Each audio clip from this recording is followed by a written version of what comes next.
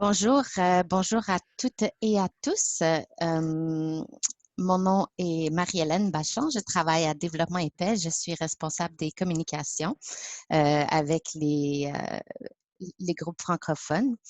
Et, euh, et donc, je vous remercie d'être avec nous aujourd'hui. Nous avons plus de 30 participants pour cette célébration en ligne pour commémorer l'assassinat d'Oscar Romero il y a de cela 40 ans. Nous avons avec nous trois intervenants qui vont à leur tour s'entretenir et nous parler un peu de l'héritage de Monseigneur Romero et de la manière dont on continue de vivre aujourd'hui encore avec sa pensée. Je vais vous les présenter et puis ensuite, avant de débuter la rencontre, je vais vous proposer un court vidéo qu'un de nos partenaires au Honduras nous a envoyé. Donc, nous avons M. Yves Carrier, que vous pouvez voir pour l'instant en haut à gauche de votre écran. Bonjour. Monsieur Carrier, qui est coordonnateur du Carrefour d'animation et de participation à un monde ouvert, le CAPMO à Québec, qui est un organisme d'éducation populaire et de défense collective des droits qui existe depuis 45 ans. Il détient une maîtrise et un doctorat en théologie et il s'est spécialisé sur l'Amérique latine et la théologie de la libération. Donc, il va pouvoir nous parler, vraiment, il a publié plusieurs ouvrages sur la situation en Amérique latine. Notre deuxième intervenante aujourd'hui est Martha Vizcarra, que vous trouvez juste. Bonjour. Donc, Martha est intervenante sociale, fondatrice et chargée des programmes d'aide aux réfugiés de la Fondation Oscar Romero au Canada. Elle est à Montréal depuis 33 ans et est originaire du El Salvador. Et elle va pouvoir nous parler donc de son expérience personnelle en tant que salvatorienne, mais également du travail qu'elle mène aujourd'hui au Canada et de la manière dont elle perpétue l'héritage de Monseigneur Romero. Ensuite, nous avons Mary Duran. Bonjour. Mary travaille à Développement épais. Elle est chargée de programme pour l'Amérique latine. Mary a commencé sa carrière à Londres, entre autres pour le Comité pour les droits humains au Salvador en 1989, au moment où il y a 6 prêtres jésuites qui ont été assassinés par l'armée salvatorienne. Et elle a passé plus de 18 mois, environ 18 mois au Salvador en 92, alors qu'elle couvrait l'Amérique centrale pour le service latino-américain de la BBC World Service, le Guardian, Scotsman et le Catholic News Service. Donc, elle connaît bien la réalité sur le terrain et elle travaille à Développement épais depuis 2002, aujourd'hui en charge principalement de notre programme en Haïti, au Honduras et au Pérou. Donc, voilà nos trois intervenants. Donc, avant même de continuer la conversation, je vais vous montrer un court vidéo de Padre Melo. Donc, Padre Melo est un de nos, qui s'appelle Père Ismael Moreno. C'est un jésuite qui est le directeur de la Radio Progreso Fundación Eric, qui est un des partenaires de Développement épais au Honduras. Il est bien connu comme un grand défenseur des droits humains. Donc, il nous a envoyé un court message de 2 minutes. Ça se peut que, c'est en espagnol, il se peut que le son soit un peu faible, mais on va vous lire la traduction par la suite en français. On tenait quand même à vous montrer la version originale pour débuter. Donc, je vous partage ça à l'instant.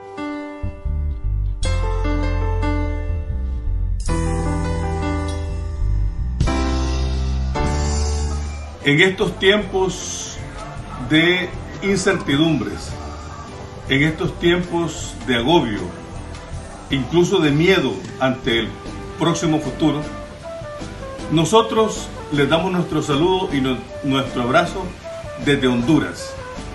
Y además lo hacemos en memoria y en presencia de Monseñor Romero, en sus 40 años de caminar con nosotros. En estos tiempos tan difíciles, volvemos nuestra mirada, volvemos nuestro corazón hacia Monseñor Romero. ¿Y qué nos dice Monseñor Romero? No desmayemos. Las situaciones pueden ser muy difíciles, pueden ser muy oscuras, pero el Dios de la vida, el Dios de los amaneceres, el Dios que es el constructor perpetuo de las alegrías de los pobres, nos está diciendo que los caminos siempre pueden ser nuevos. Eso es lo que nos dice Monseñor Romero. Y aunque estemos abatidos y preocupados, No es el miedo, no es la desgracia, no es la dictadura, no son las armas, no es la muerte lo que nos van a decir las últimas palabras, sino las últimas palabras ya nos las dijo Monseñor Romero. Vamos para adelante, el futuro es nuestro.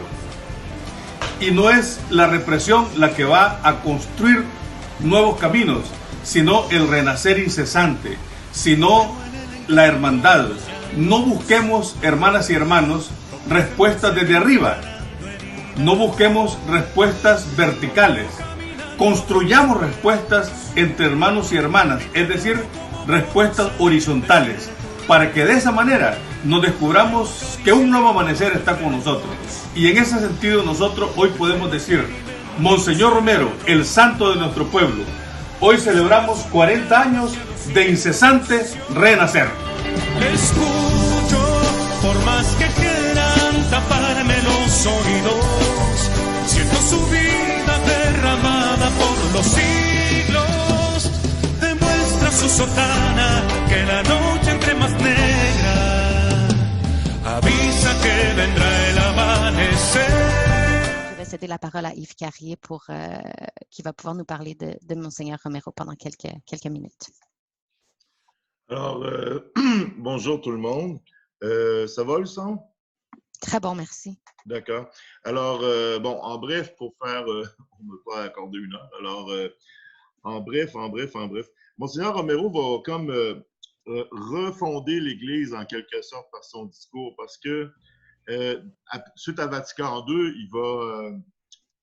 il va y avoir beaucoup de renouveau dans l'Église du Salvador. Beaucoup de prêtres vont se mettre avec des communautés de base à partager la parole de Dieu puis à enseigner une nouvelle vision chrétienne où la foi, c'est plus la foi d'être soumis et d'endurer ses peines sur terre, une foi fataliste où la pauvreté, la misère extrême et la volonté divine. Puis après, une fois leur vie terminée, ils auront leur récompense au ciel. Alors, ce paradigme-là va changer et ça va entraîner aussi un éveil du peuple, une organisation. Puis les élites qui sont très dures en Amérique centrale à l'époque et parfois encore, au Guatemala, au Nicaragua, au Salvador, mais là on est au Salvador, mais la vie humaine vaut pas cher, surtout quand tu es un pauvre d'ascendance autochtone. Alors, la répression va frapper très dur, puis cette oligarchie-là, ben, c'est une oligarchie qui est bourgeoise, qui a tous les moyens de communication, l'argent, le pouvoir politique, les rênes de l'armée, de la police, de la justice. Puis, elle se dit catholique, elle va à la messe, ils sont bien habillés, au premier rang, Puis, Monseigneur Romero, longtemps, va les croire dans leur faux semblant d'être chrétiens, jusqu'à ce que Rutilio Grande, un frère jésuite, sera assassiné en mars 77 à Aguilares, une petite ville dans le diocèse de Salvador. Alors, Monseigneur Romero va comme avoir une crise de foi, si on peut dire. Il va réaliser que tous les mensonges dont il était abreuvé par les élites et que ben, finalement la théologie, la pastorale plus de base avec les communautés de base que Rutilio Grandes faisait était peut-être plus en consonance avec la volonté, le règne de Dieu, le message évangélique. Donc, il va restituer c'est quoi l'Église, c'est quoi le message du Christ, c'est quoi la volonté divine dans l'histoire, puis il va comme dépouiller les puissants de toutes leurs, comment dire, ils se justifiaient, ils se légitimaient à partir des symboles, hein, des représentations du sacré. Eux, ils étaient le bien. Ils représentaient l'ordre établi, la continuité, le progrès, alors que dans les faits, ben, il y avait les mains pleines de sang, il y avait des escadrons de la mort qui faisaient le travail pour eux, et à travers leurs médias, ils dénigraient toujours les victimes. Les victimes apparaissaient comme étant des terroristes, alors que la plupart du temps, ils étaient assassinés parce qu'ils étaient organisés, tout simplement, qu'ils participaient à des communautés de base, qu'ils avaient une Bible dans leur sac. Alors, disons que c'est la puissance d'en haut qui a commencé la répression sauvage et qui a poussé le peuple à prendre les armes pour se défendre. Il faut quand même avoir ça en tête parce qu'avant cette répression sauvage-là, il n'y avait pas vraiment de guérilla au Salvador. Ça n'existait pas de façon structurée et importante. Donc, Monseigneur Romero va bien situer que l'Église aussi, c'est pas la finalité. La finalité de l'Église, c'est pas les sacrements, puis d'aller à la messe, puis d'être bien habillé, puis de bien réciter les prières par cœur avec les mots, puis les bonnes positions au bon moment. Que non, le Christ, il n'est pas venu fonder une religion d'abord, il est venu pour apporter un message révolutionnaire, un message d'amour fraternel et de libération des oppressions. Et il a été tué.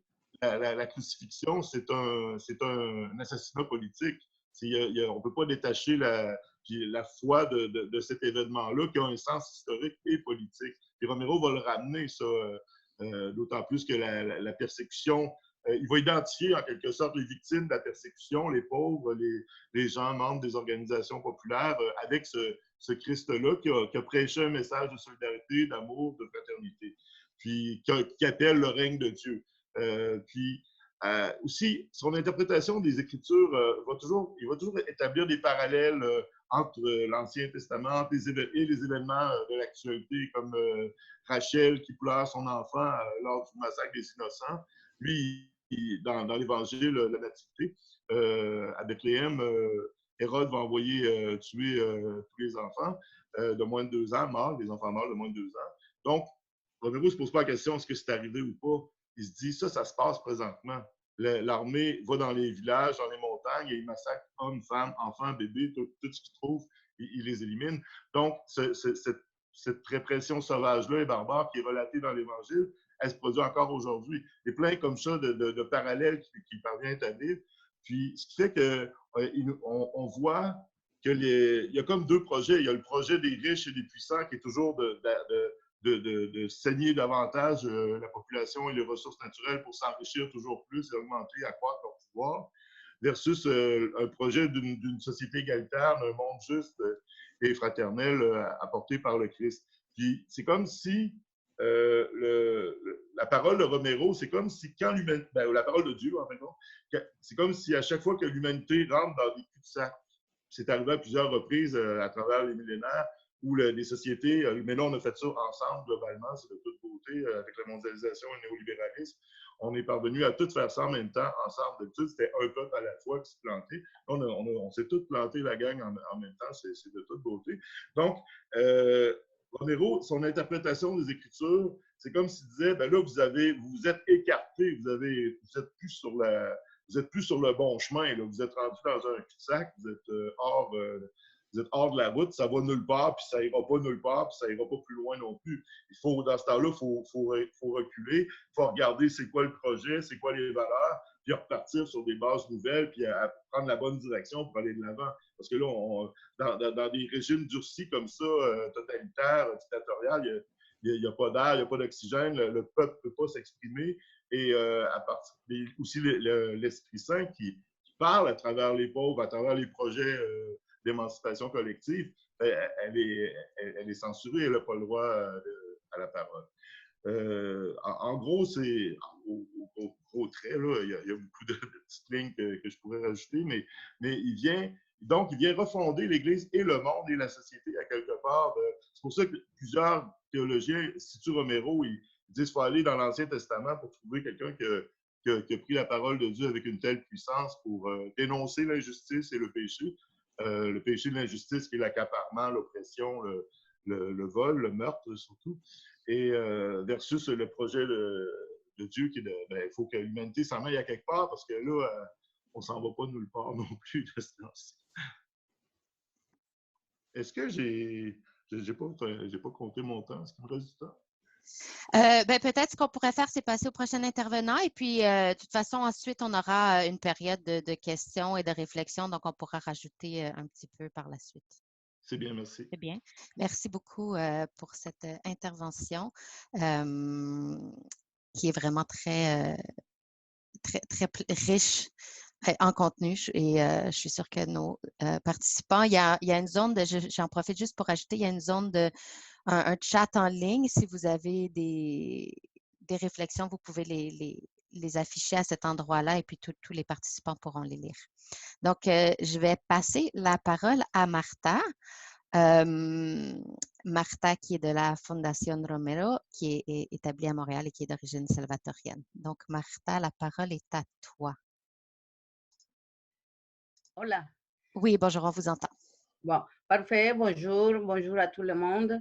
Dans cette journée vraiment de souvenirs du prophète salvadorien qui vraiment nous a appelés pour voir qu'est-ce qu'on devrait faire dans le monde actuel en tant que chrétien. Parce qu'en tant que chrétien, vraiment, oui, on doit s'apprivoiser de la Bible avec toute l'histoire de l'Ancien et le Nouveau Testament, mais vraiment, comme on a appris dans la vie, que le grand livre, c'est le livre de la vie qui nous donne à faire, qu'est-ce qu'on doit faire, qu'est-ce que dans les moments qu'on vit, on peut faire. Et c'est ça qu'on a appris avec Romero. Parce qu'avec Romero, à 7 ans de lui, il était vraiment difficile au Salvador, étant donné qu'il était vraiment, se développait déjà un grand mouvement pour déborder la situation sociale et politique, et vraiment la répression et les injustices étaient tellement graves que les gens s'organisaient afin de réclamer tous ces droits. Mais malheureusement, le gouvernement de ce moment-là, c'était un gouvernement dictatorial, une dictature militaire qui était vraiment les militaires qui avaient le pouvoir militaire, mais les pouvoirs économiques, c'était tellement grand que ce sont eux qui appuyaient toute l'armée. Alors, à ce moment-là, c'est ce moment que Romero y a dû vivre. Et comment on parle de Romero comme un homme traditionnel qui était vraiment conservateur, et pour ça que le Vatican, à un moment donné, ils ont donné la possibilité de devenir archevêque parce que toute la grande bourgeoisie salvadorienne et l'élite de l'Église savait que Romero était vraiment un conservateur. Mais derrière lui, dans sa vie, il avait vraiment, il était tellement proche des pauvres, il était tellement proche des injustices, et il a dû toucher les injustices dans sa vie de prêtre, dans sa vie d'évêque aussi, et en touchant la réalité des gens à Santiago de María, qu'il a commencé à regarder qu'est-ce qui se passait dans cette réalité. Et cette réalité, c'est tellement le plus grave était toutes les injustices vers les pauvres, vers les campesinos qui s'organisaient pour demander ses droits. Alors, il est devenu, à un moment donné, plus sensible à tous les besoins des gens.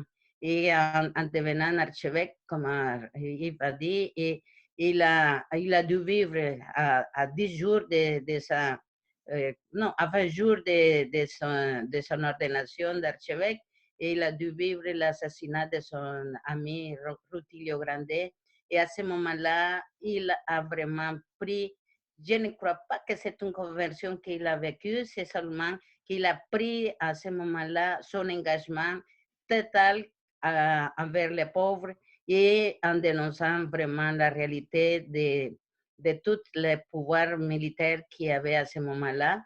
Et il a rompu vraiment les relations qu'il y avait normales dans l'Église. Il a rompu les relations avec le gouvernement et a demandé l'aclaration de qu'est-ce qui s'est passé avec Rutilio. Alors, on est arrivé à 80, les années 80, quand il était assassiné, il n'a pas réussi à établir les relations avec le gouvernement. Alors, c'était vraiment une possibilité qui n'était pas ouverte de la part du gouvernement. Nous, en tant que parti de communauté de base, à ce moment-là, on était vraiment jeunes et au moment donné, quand il est devenu un archevêque, on n'a pas vraiment été content de savoir qu'il était l'archevêque parce qu'on attendait une autre, que c'était l'évêque auxiliaire, que c'était Monseigneur Rivera. Alors, en regardant qu'est-ce qui s'est passé après le décès de Rutilio et l'engagement qu'il a pris envers les communautés, vraiment, on s'est mis à côté de lui, beaucoup de curés aussi qui avaient du travail de communauté, on s'est mis à côté, comme je dis, et lui, il a essayé de protéger vraiment le travail des communautés de base, comme le travail de toute la population, on pourrait dire les peuples qui demandaient son aide. Et pour ça que c'est les mots qu'on avait mis, la voix de sans voix, c'est parce qu'au moment donné, la situation politique était tellement difficile que c'est seulement lui qui prenait vraiment le courage, la valeur et de dénoncer, le courage de dénoncer qu'est-ce qui s'est passé toutes les semaines. Et il a pris ses homélies pour dénoncer tout ça. Ça, c'est vraiment important pour nous et ça nous interpelle maintenant de savoir qu'est-ce que Romero y ferait maintenant, aujourd'hui, dans cette situation de crise qu'on vit ici, parce que nous sommes maintenant au Canada à partir de notre engagement chrétien là-bas. Il a fallu qu'on quitte le pays. On était obligé de quitter le pays, mais en regardant qu'est-ce qui s'est passé ici, on s'est continué à engager de la situation qu'on au mieux a pu, mais c'était tellement difficile, mais on essaye de faire quelque chose pour continuer les legs de Romero pour savoir qu'est-ce qu'il ferait maintenant ici où nous sommes. Alors, qu'est-ce qu'on fait? On essayait plusieurs choses de solidarité avec nos pays, avec notre population pendant toutes ces années qu'on a vécu ici. Et après aussi, on essaye aussi de penser comment on peut venir en aide aux gens d'ici. Alors, la façon qu'on a trouvée, c'est d'aider les réfugiés, les immigrants qui arrivent au Canada, parce qu'au Canada, vraiment, il y a aussi des immigrants sans papiers, qu'on pourrait dire, des illégaux, comme ils l'appellent, mais que ce sont des gens qui ont besoin de rester et on a ouvert une place qui peut recevoir les immigrants, les réfugiés, sans préjugés et les aider à s'installer, les aider à s'organiser et vraiment à faire aussi à devenir avec une situation légale.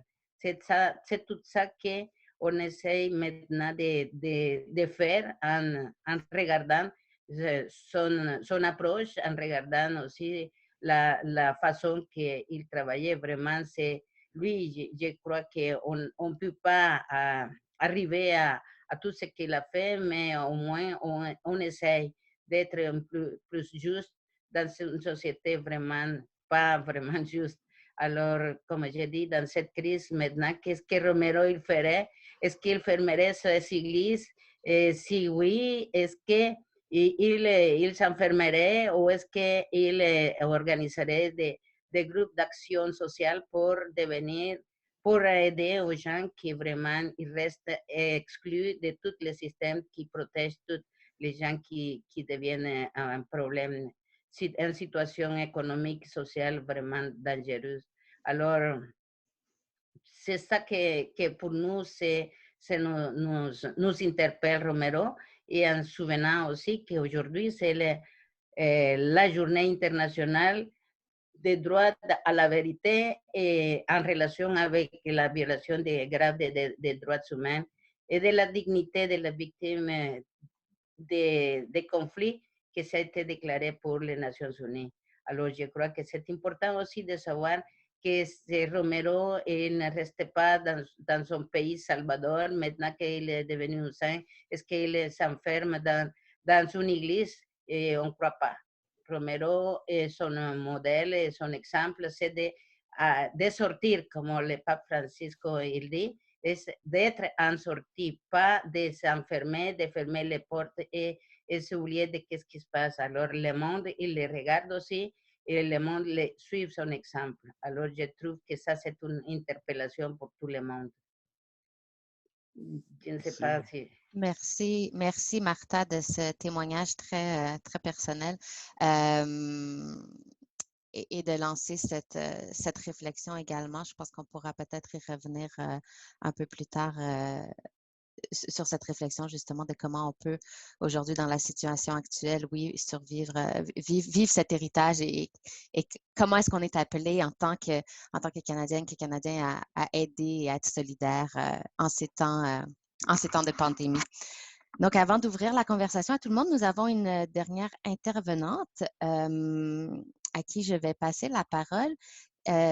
C'est Mary Duran, donc qui est chargée de programme à Développement et Paix. Bonjour tout le monde. Bon, pour Monseigneur Romero, il y a deux citations clés qui me viennent à l'idée quand je pense à Romero et à son influence sur le travail de nos partenaires en Amérique latine. Parce que c'est clair que Romero et sa pensée, c'était un pionnier et il a eu énormément d'influence sur le travail aujourd'hui de nos partenaires, non seulement en Amérique latine, mais dans tout le monde aussi. Alors, la première citation, c'est que ce n'est pas la volonté de Dieu que quelques personnes aient tout et d'autres n'aient rien. Ça, c'était quelque chose que Monseigneur Romero a dit dans les années 70, à l'époque au Salvador, où Monseigneur Romero faisait le constat déjà que les richesses du Salvador, le plus petit pays de l'Amérique centrale, étaient dans les mains d'une minorité, les fameuses 14 familles élites qui contrôlaient le pays. Alors Romero, il observait la pauvreté des paysans sans terre, il voyait le dédain avec lequel les riches les traitaient, il voyait des pauvres vivre dans des conditions infrahumaines sur des grandes plantations de café des riches. Et il commençait à réfléchir et en parler dans ses homélies à la basilique San Salvador. Donc, ce constat, ça fait partie du fameux dynamique de voir, juger, agir, parce que c'est vraiment Romero qui l'a mis en pratique en Amérique latine et il a donné l'exemple aux partenaires. Et ensuite, Romero est rapidement arrivé à la conclusion que l'Église ne pouvait pas rester indifférente à cette situation. Et la deuxième citation, c'est « Une Église qui ne provoque pas de crise, un évangile qui ne dérange pas, une parole de Dieu qui ne touche pas le vrai péché de la société dans laquelle elle est proclamée, de quel évangile s'agit-il » Alors évidemment, ces appels pour l'Église, pour que l'Église s'implique et pour que l'Église réagisse et parle pour les droits des pauvres, ça a choqué certains secteurs. Ça a choqué certains secteurs de l'Église et dans la société. Et l'Église, comme Yves l'a dit, l'Église était traditionnellement une alliée de la minorité élite salvadorienne. Ensuite, face à la répression grandissante des paysans qui s'organisaient pour réclamer leurs droits humains, des terres, le droit à pouvoir manger, des soins de santé, la veille de son assassinat, Romero a ordonné les militaires de ne pas obéir aux ordres injustes. C'est-à-dire, il a ordonné à l'action après la réflexion. Il a dit, je veux faire un appel aux hommes de l'armée et les bases de la garde nationale, de la police, des casernes. Mes frères, nous sommes tous le même peuple. Vous tuez vos propres frères paysans. Devant un ordre de tuer donné par un homme, vous devriez tenir en compte la loi de Dieu qui dit « Tu ne tueras point ». En nom de Dieu et en nom de ce peuple qui souffre, je vous supplie, je vous ordonne en nom de Dieu, cessez la répression. Alors, bien que Développement et Paix ne travaille plus au Salvador, à la base des actions de nos partenaires sont ces mots prophétiques de Saint Romero. Nous avons travaillé plusieurs années avec le peuple salvadorien pendant des années suite à l'assassinat de Monseigneur Romero. Plusieurs chrétiens engagés ont décidé de prendre les armes contre le gouvernement du Salvador et l'armée qui était lourdement financée par les États-Unis. Mais plusieurs autres ont décidé de travailler d'une façon pacifique pour réclamer la justice et c'est avec ce secteur que nous avons travaillé. Alors, on a travaillé notamment avec les communautés chrétiennes de base, un mouvement qui s'appelait les Sebes, avec les femmes, mères et conjointes des personnes assassinées et disparues et victimes de la répression, avec Cryptes, qui était un mouvement de milliers de personnes déplacées par la guerre, tant à l'extérieur du pays qu'à l'intérieur. Et nous avons travaillé aussi, vers la fin de la guerre, avec des groupes de réfugiés salvadoriens qui étaient à l'extérieur du pays, mais qui ont commencé un mouvement de retourner au pays et commencer à reconstruire le pays vers la fin de la guerre.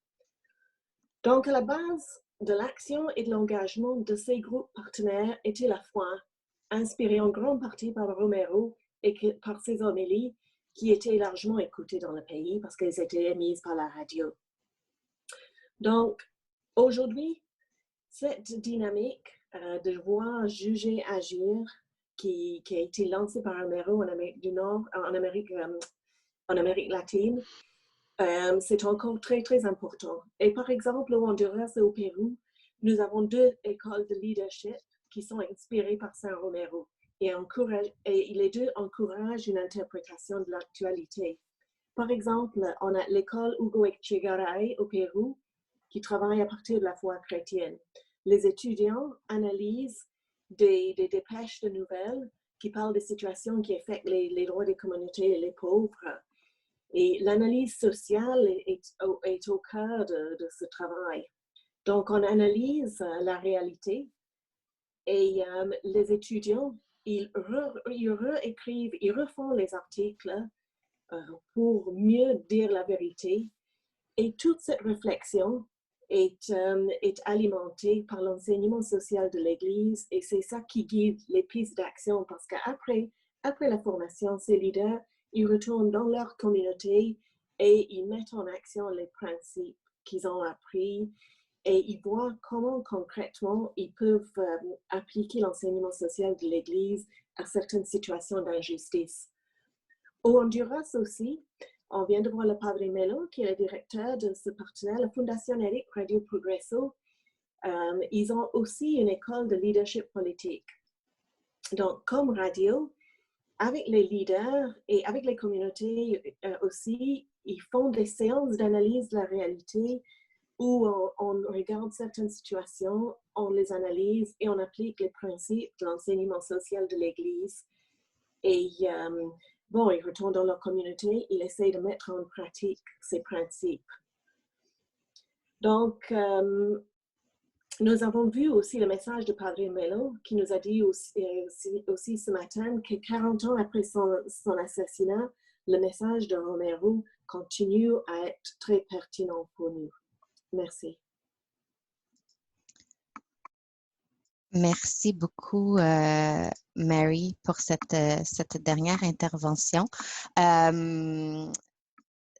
Et merci à tous les 3 qui ont proposé des témoignages vraiment très différents et qui nous donnent quand même un portrait assez global, je crois, de l'héritage. Bon, c'est sûr, il y aurait énormément à dire encore sur tout le parcours de Monseigneur Romero.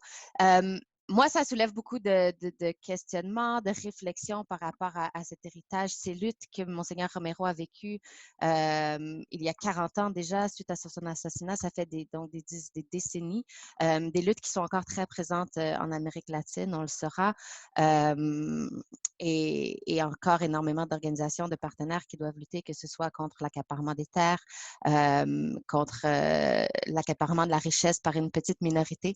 Donc, je ne vais pas, moi, monopoliser la parole. J'aimerais vous ouvrir le plancher. Donc, ce que je vais faire, c'est que je vais ouvrir tous les micros.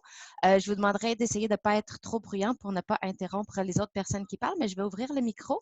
Si vous avez quelque chose à dire, peut-être soit le signifier dans la boîte de discussion ou encore en prenant la parole et on essaiera on a une vingtaine de minutes là pour si vous avez des questions à nous adresser. Donc, est-ce qu'il y a quelqu'un qui aimerait lancer la réflexion, la discussion, quelqu'un qui aurait peut-être une intervention à faire, soit partager un témoignage ou encore poser une question à l'un de nos intervenants? Moi? Est-ce que ça va? Oui, Marie-Reine, donc la parole est à vous. Oui, je vous remercie. Je remercie toutes les 3 personnes qui nous ont fait un beau témoignage sur Monseigneur Romero. Et puis, ce sont des choses qui nous interpellent. Moi, j'aimerais faire seulement un commentaire. Ce sont des choses qui nous interpellent, qui nous montrent encore comment de nos jours, leur héritage demeure et la façon dont ils se sont battus pour aider les pauvres. Et ça, les pauvres, il y en a toujours, il y en a encore. Même dans les pays développés, il y a des pauvres partout. Alors moi, j'ai la douleur dans l'âme et les blessures au cœur que je suis venue au Canada, à Québec, une province que j'ai tellement aimée, je vous dis là. Et puis, je m'implique, j'apprends pourquoi, j'entends dire comment une chrétienne peut aller à l'église et après se mêler de la politique. Comment la politique, comment tu peux vivre dans une cité et les problèmes de la cité ne vont pas t'intéresser? Comment tu peux vivre dans une cité, tu es venu dans un pays qui a ouvert ses bras, qui t'a accueilli, comment tu ne puisses pas au moins t'impliquer dans quelque chose pour le développement de cette cité-là? Alors, ça dépend de comment tu as été éduqué aussi. Les pauvres, même nous les immigrants ici, nous avons des problèmes. Il faudrait qu'on sorte, il faudrait qu'on s'implique. Je remercie beaucoup Développement et Paix. Moi, je ne regrette pas mon choix de faire partie de cette organisation-là. Je suis très fière même avec tout ce qu'on a fait depuis hier jusqu'à aujourd'hui.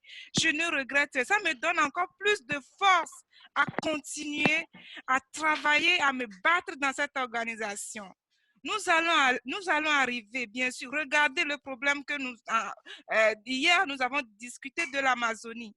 Voilà tout ce que nous avons. Le monde est envahi. Là où on nous parle, la nature est très propre, est très saine. On envahit à cause de nos ambitions personnelles, à cause de la puissance. Donc, ça fait que moi, je ne vais pas aussi monopoliser la parole. Mais je vous remercie beaucoup pour ces 3 témoignages. Ça ne fait que me renforcer à m'impliquer encore davantage dans la société québécoise et dans le développement et paix. Merci. Merci Marie-Reine. Je m'excuse à la modératrice. Je pense qu'il faudrait Oui. faire le micro et que les gens demandent la parole parce que dès que quelqu'un parle, Oui. ça répond à cette personne-là par défaut avec le système Zoom. Parfait, c'est noté. Je vais faire ça à l'instant. Donc, si vous voulez prendre la parole, il y a une option. Il y aura une option, vous trouverez une option pour enlever votre petit micro ou peut-être il y a une option aussi pour lever la main. Moi, si je vois que vous levez la main, je peux vous redonner le micro, redonner la parole. Donc, merci beaucoup, Marie-Reine, pour ce questionnement. Ça me fait également penser, il y a une question qui nous arrive sur Facebook qui touche peut-être ça et qui demande, donc c'est Rachel Pouliot qui demande comment le message de Romero pourrait être appliqué au Québec, dans notre communauté locale, comment nous, en tant que mouvement, en tant que développement épais, est-ce qu'on pourrait faire vivre ce message localement. Donc, je ne sais pas s'il y a un de nos intervenants qui voudrait répondre à ça. Il y a Yves qui lève la main, donc je vais céder la parole à Yves à l'instant. Allô? Oui, on t'entend. Alors, moi, je répondrais par un réseau de communautés de base où la parole est partagée horizontalement à partir du partage du vécu et de la réalité sociale que les gens vivent. Et c'est en s'inspirant de... C'est le modèle qui s'est passé au Salvador. C'est les communautés de base qui sont à l'origine du dynamisme de ce qui s'est passé. Alors, ces communautés-là réfléchissent ensemble, puis ils voient c'est quoi les besoins dans notre milieu, puis on va répondre, bon, ici, les besoins, c'est sûr qu'ils sont différents de là-bas, mais chaque communauté de base peut devenir un petit moteur dans sa communauté pour aller aider, répondre aux besoins. Ensuite, ces petits moteurs-là, ces petites cellules-là peuvent se fédérer sur une base locale, régionale, et jusqu'au Québec en entier si ça marcherait. Mais ça revitaliserait aussi les diocèses qui sont en perte de vitesse, d'après moi, parce que la parole, c'est, oui, la parole de Dieu, mais la parole tout court. Les gens ont besoin de partager la parole, d'être écoutés, de s'écouter, et aussi de se désaliéner de toute la publicité, de toute la société de consommation, de toute l'idéologie néolibérale, même qu'on enseigne dans les universités, dans les bonnes facultés d'administration. Donc, c'est en se mettant ensemble, en partageant, en redécouvrant nos valeurs, en les cerclant, je dirais. On va enlever les mauvaises herbes de toutes les valeurs fondamentales. Puis, il y a des paroles d'Évangile et de la Bible qui sont des petits bijoux pour nous aider, qui sont des révélateurs de sens. Puis, à partir de ça, bien, on s'applique à régler un problème à la fois. Mais il faut qu'il y ait cette dynamique-là. Il ne faut pas que la communauté de base soit fermée sur elle-même. Il faut qu'elle ait une prise sur la réalité. Pas juste de l'analyser, mais aussi d'avoir un comité action, hein, d'avoir un volet action. Peu importe si l'action est elle n'est pas beaucoup au début, là, que c'est une action par mois ou 2 actions par année ou 3, mais il faut avoir un pied dans l'action, sinon on devient encore des intellectuels qui labourent le ciel. Mais merci, merci pour cette image en terminant. Merci Yves. En effet, je me demandais s'il y avait quelqu'un d'autre, peut-être pas nécessairement un de nos intervenants, mais quelqu'un d'autre qui voulait réagir par rapport à ça, sur la manière dont vous vous engagez en solidarité aujourd'hui. Ce que ce message de Romero veut dire pour vous? Donc, on vous invite à partager vos réflexions personnelles si quelqu'un d'autre veut prendre la parole. Oui, donc il y a Louise Royer qui veut. Est-ce que je vais vous enlever? Non? Attendez. Ah, est-ce que vous vouliez prendre la parole, Madame Royer, Louise? Oui? Oh, je voulais juste applaudir ce que Yves vient de dire, là. Je trouve ça magnifique, Yves. Oui. Puis peut-être, moi, pendant que Martha parlait, puis qu'elle disait, mais oui, ici, qu'est-ce qui se passe? J'ai pensé aux gens qui... l'accès aux services au centre de la petite enfance, etc., c'est réservé aux professionnels de la santé, mais tous les gens qui travaillent et qui font le ménage, tout la force de travail, c'est des emplois très précaires, puis ils n'ont pas accès, au réseau. Alors, bon, ça m'est traversé l'esprit comme ça. Merci, merci. En effet, je pense que, en effet, cette pandémie qu'on vit ici au Québec, enfin qu'on vit partout dans le monde, mais la manière dont on la vit, on réalise qu'il y a énormément d'emplois que la majorité des gens prennent un peu pour acquis, qu'on jugeait justement un peu, bon, des emplois souvent au salaire minimum. Donc, ces personnes et ces personnes-là aujourd'hui qui font rouler notre pays. Évidemment, il y a les médecins, les infirmières, tout ça, mais il y a aussi justement tous ces gens qui sont toujours un peu dans l'ombre, les gens qui travaillent dans les chaînes d'approvisionnement, les épiceries, qui s'assurent qu'on puisse continuer encore aujourd'hui. Et toutes ces organisations locales également qui continuent à tourner pour s'assurer que les personnes les plus vulnérables continuent à avoir accès à des paniers alimentaires ou continuent à avoir accès à des services d'aide psychosociale et autres. J'aurais aimé peut-être tourner la parole à, bien, évidemment, s'il y a d'autres questions, mais Mary, moi, j'avais une question également par rapport à notre campagne actuelle et j'aimerais ça peut-être qu'on lance la réflexion en ce sens.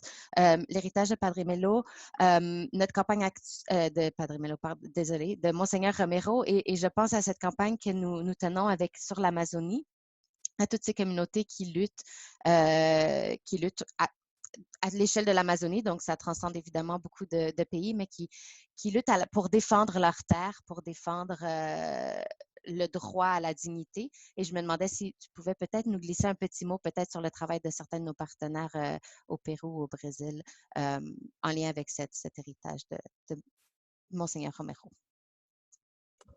Bon, bien sûr, nous travaillons actuellement au Pérou avec le CAP, qui est le comité de l'Amazonie pour l'application le comité anthropologique de l'Amazonie pour l'application pratique. C'est une organisation d'église qui travaille dans les vicariats de l'Amazonie. Ils travaillent avec les peuples autochtones directement, avec les communautés. Et un travail que nous avons appuyé dernièrement, c'était pour permettre à ces gens-là de participer dans le synode sur l'Amazonie qui a eu lieu à Rome en octobre de l'année dernière. Donc, ce travail, c'était très important parce qu'il y a eu un nombre sans précédent de consultations de ces peuples qui ont fait porter leurs revendications et leurs revendications et leurs pensées, leur plan de vie, ils appellent ça dans ces communautés autochtones, dans le processus du synode. Donc, le document final et l'exhortation apostolique qui en est sortie, ça a été directement alimenté par ces communautés. C'est très important parce que c'est la première fois qu'il y a eu un processus ainsi qui a consulté autant de peuples autochtones.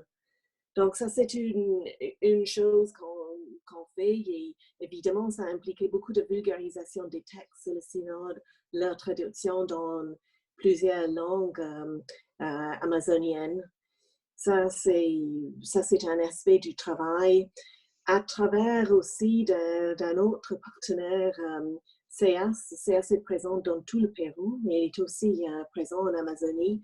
CEAS travaille avec des communautés autochtones, et pas juste des communautés autochtones, mais des communautés de l'Amazonie dans la protection de leurs terres. Parce qu'en fait, leurs terres sont constamment menacées par des accaparements, par soit des compagnies minières qui ont le permis d'aller exploiter des projets sur ces terrains. Ils ont le permis du gouvernement, même s'il n'y a pas le permis et le consentement des communautés. Il y a aussi au Pérou le fléau des opérations minières illégales pour l'or. Et ça se passe beaucoup en ce moment. Et justement, il y a eu une nouvelle dans les derniers jours au Pérou. Le Pérou est affecté aussi par le coronavirus et il y a une quarantaine en ce moment. Tout le monde est supposé être chez eux.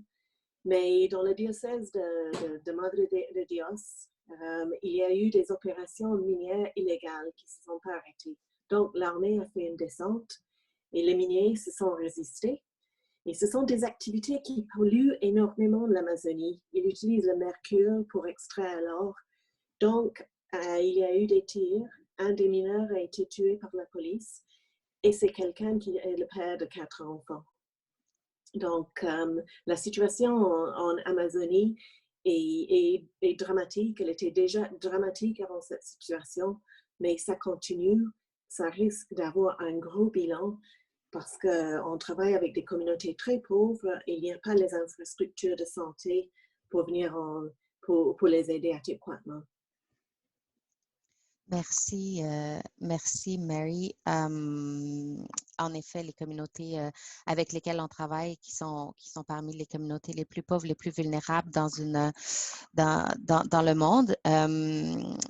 Et comme vous le savez, en cette période de carême, nous avons notre campagne carême de partage. Donc, évidemment, nous vous invitons à montrer votre solidarité également avec ces communautés, à soutenir le travail de développement et paix, pour que nous puissions aider ces gens-là, non seulement maintenant pendant cette pandémie, mais également leur permettre de continuer leur lutte au quotidien. J'ai une autre question ici. Nous avons encore quelques minutes. Là, j'ai une question dans le chat de Pascal-André Charlebois, que je salue, notre personne animatrice dans la région de Québec et dans l'Est du Québec. Et cette question, je vais l'adresser à Martha. Il nous demande d'expliquer le fonctionnement d'une communauté de base. Donc, peut-être en parlant avec votre expérience personnelle, peut-être nous parler de comment ça fonctionne une communauté de base, peut-être en nous parlant de l'exemple du Salvador. Bon, pour une communauté de base, vraiment, c'est comme quelque chose vraiment local. C'est-à-dire, on s'organise d'accord au lieu qu'on habite. Là-bas, on n'est pas comme ici, qu'on est vraiment bien divisé les parties de communauté avec les paroisses. Là-bas, il y a une paroisse qui comprend trop grands espaces géographiques. Alors, la façon de se rassembler, c'est de se réunir selon les besoins qu'on approche de notre communauté, de notre vie. Tous les jours, les services sociaux, oui, qu'on a besoin. Il y a beaucoup de choses qui nous rassemblent, mais aussi, on commence des fois avec la parole de Dieu, en réfléchissant qu'est-ce que les bons dieux nous disent, mais ça dépend des réalités de chaque communauté. Mais pour exemple, ici, moi, je me souviens que dans les années 80, 90, on a eu des communautés de base avec Guy Peman, avec Claude Lacaille, et on faisait des communautés de base, des gens d'ici avec nous, les Salvadoriens, et on partageait beaucoup. Qu'est-ce qu'on faisait ici? C'est qu'on parlait, on réfléchissait un peu sur notre vie quotidienne. Janelle, je crois que c'était partie de la communauté de Guy Peman. On s'est connus là-bas et on se rassemblait pour savoir est-ce que les bons dieux, qu'est-ce qu'ils nous disent maintenant dans notre vie, qu'est-ce qu'on peut faire ici.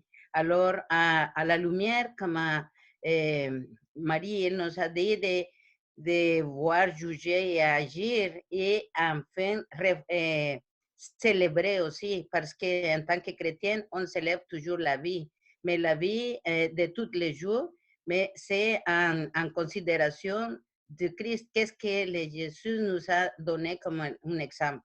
Alors, c'est un peu la réflexion où tout le monde prend la parole, et c'est les gens quand elle vraiment, c'est partie d'une communauté, c'est pas seulement un banc qui prend des informations et des richesses. Non, ça, c'est les gens deviennent sujets de son histoire. Alors, c'est elle qui va être partie des changements de son entourage et comme tel de sa société. C'est pour ça qu'on appelle la base. Alors, c'est comme ça qu'on travaille et on a travaillé ici, on continue de travailler. Je veux dire que la Fondation Oscar Romero, c'est vraiment un grand nom, mais c'est pas vraiment, c'est seulement pour la question légale. Mais nous sommes une communauté de base qu'on appelle Martyrs du Salvador, en considérant tous les martyrs salvadoriens. Et nous sommes un groupe de gens qui travaillent bénévole, de façon bénévole. C'est tout le monde qui est, moi, je suis vraiment engagée à 100%, mais tout est gratuit, c'est rien qu'on charge, c'est nous qui on s'engage pour savoir qu'est-ce que vraiment c'est l'engagement chrétien. Alors, c'est comme ça qu'on se développe. Merci, merci Martha. Yves, est-ce que tu voudrais rajouter quelque chose? Je te voyais hocher la tête pendant que Martha parlait. Ben oui, parce que ma première expérience de communauté de base, c'était à Québec avec des Salvadoriens. Oui. En espagnol. C'est là qu'on a connu Yves. Ça fait 25 ans. Avant d'aller au Salvador, plus que 25 ans, même. Il ne faut pas trahir mon âge. Mais oui, puis de voir le prophétisme qu'il y avait dans ces gens-là, il était vraiment non conformiste, il était très critique envers l'impérialisme, le colonialisme, le capitalisme, et il articulait ça aisément avec la foi en Dieu. Donc, l'amour du prochain, la foi en Dieu et la critique du système, ça allait très, très bien ensemble. Et on posait des gestes en plus de solidarité pour les accords de paix, pour la reconstruction du pays. Après ça, moi, je suis allé une année là, en 93-94 pour accompagner une communauté là-bas qui était dans un territoire libéré par le FMLN où l'armée n'avait pas le droit de rentrer. Donc, les casques bleus étaient là, dans Morazán, Segundo Montes. Donc, c'est ça, la prière, les chansons, les lectures bibliques, le partage du repas, mais ça conduisait toujours à partir d'une lecture de la réalité. Donc, je me souviens, certaines réunions, on lisait les accords de paix pour voir comment ça fonctionnait, cette histoire-là. Donc, on n'était pas juste dans les prières non plus, là, mais ça s'articulait très bien. Ça donnait justement, c'est que la spiritualité devenait le moteur de l'action et l'action nourrissait la spiritualité. Puis ça fait une communauté très forte parce que comme tu travailles ensemble, tu partages plein de choses ensemble sur une base assez régulière, aux 15 jours ou à chaque mois, ben, ça devient des frères, des sœurs pour de vrai. Là, les liens deviennent très forts. Merci, merci Yves. Il reste juste quelques minutes, mais j'aimerais céder la parole à Alexandra Kadar, qui est une des membres de Développement et Paix, là, qui a été très engagée dans notre mouvement jeunesse et qui est encore très engagée aujourd'hui dans nos campagnes. J'aimerais lui céder la parole. Merci beaucoup, Marie-Hélène. Est-ce que vous m'entendez? Très bien. Oui, ça me fait beaucoup de bien d'être ici parmi vous, avec vous. Il y a quelque chose qui m'a beaucoup interpellée au début dans le commentaire de Marie-Reine. Ça m'interpelle très personnellement, surtout lorsque je porte les campagnes justement dans les paroisses ou ailleurs, à d'autres publics. Comme immigrante, je me demande aussi comment m'adresser aux communautés immigrantes. Puis, j'ai pris conscience avec le temps qu'il y a peut-être un certain besoin aussi de se dire, on est venu au Canada pour vivre la paix, pour vivre en paix, pour ne plus entendre parler de conflits. Alors, je me suis rendu compte qu'il y a une certaine peut-être difficulté d'entendre certains témoignages, entendre certains messages qui nous invitent de s'engager politiquement ou de prendre position. Donc, j'ai un peu modifié mes messages. J'aimerais peut-être lancer cette invitation lorsqu'on s'adresse aux personnes autour de nous de peut-être prendre conscience de leur vécu, de qu'est-ce qu'ils ont vécu dans le passé, de qu'est-ce qu'ils recherchent aujourd'hui au Canada ou bien dans leur vie, puis d'essayer de faire passer le message, mais qui transcende la peur. Faire que même si on a besoin de s'engager dans quelque chose politiquement, prendre une position, de peut-être plus parler de l'amour, de l'émerveillement. Je pense par exemple à l'Amazonie. D'abord, je prends d'abord conscience que l'Amazonie fait partie de la création de Dieu. Alors d'abord, je parle de cette création. Après, j'arrive à l'image du jardin. Après, j'arrive à l'image de la maison commune pour inviter les personnes à signer une pétition et à s'engager. Donc, vraiment faire ce passage de toutes peut-être nos images théologiques vers peut-être plus concret la réalité. Donc, c'est ça mon invitation. C'était vraiment pour que le public, les personnes auxquelles on s'adresse, elles découvrent dans cet engagement politique que c'est vraiment un instrument de construction, de collaboration. Nous sommes des acteurs de changement et notre foi est un moteur. Notre foi est un moteur pour s'engager. Et éventuellement, on arrive à voir que Jésus a été un vrai personnage révolutionnaire, non violent, tout comme Monseigneur Romero. Donc voilà, j'essaie vraiment de faire que cette peur ou cette déstabilisation que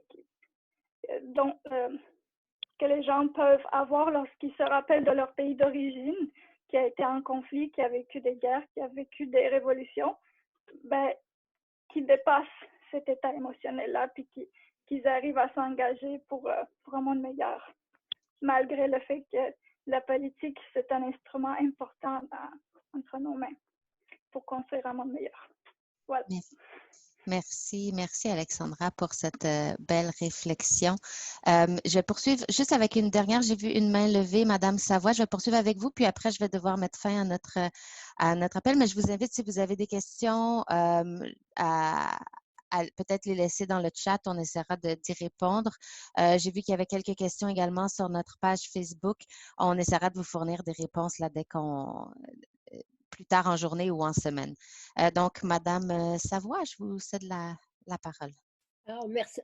Moi, quand j'ai vu l'annonce de ce webinaire, je me suis dit, en ce temps de confinement, les occasions de ressourcement à l'extérieur sont annulées, il n'y en a plus, mais je l'ai pris comme un temps de réflexion, de ressourcement pour le carême de cette année. Alors, un très, très grand merci. Alors, je ne sais pas si je pourrais aller en paroisse, parler de développement et paix. Je pense que cette année, ça va être peine perdue. Mais disons que je repars enrichie et je repars aussi je laisse le petit mot que j'ai lu ce matin dans le Semenier. Par le souffle de ton Esprit Saint, rends vivante mon espérance et fervente ma foi. Alors, je pense que ce matin, ça a été une occasion de rendre vivante ma foi et mon espérance. Merci. Merci Madame Savoie. Merci à vous tous. On sait que c'est un moment assez exceptionnel que nous vivons en ce moment. On vous remercie d'avoir pris le temps de vous joindre à nous pour commémorer l'héritage de Monseigneur Romero. Je remercie évidemment nos intervenants, Monsieur Carrier, Martha, Mary. Je vous remercie d'avoir partagé vos connaissances, vos expériences et je vous invite tous à prendre du temps aujourd'hui peut-être pour en lire plus, en savoir plus sur Monseigneur Romero et à partager son message d'espoir et de solidarité. Oui, Martha. C'est seulement pour dire merci à tout le monde. Ça, c'est vraiment été intéressant, important de se souvenir exactement aujourd'hui pour l'interpellation de cet homme qui a donné sa vie, ça fait 40 ans. Et seulement pour dire, ça, c'est le risque que Romero a pris. Ça, c'était aussi le risque qu'on a pris. Et c'est pour ça que nous sommes au Canada, parce qu'on a pris le risque de la répression.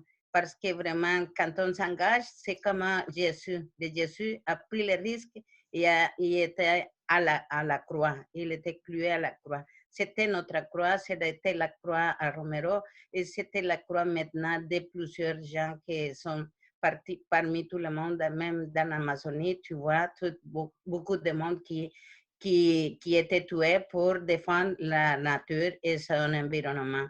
Alors, je crois que ça, c'est le risque, vraiment. Merci. Merci, merci Martha. Et tout à fait des centaines de milliers de personnes qui, partout dans le monde, continuent aujourd'hui à prendre des risques en solidarité avec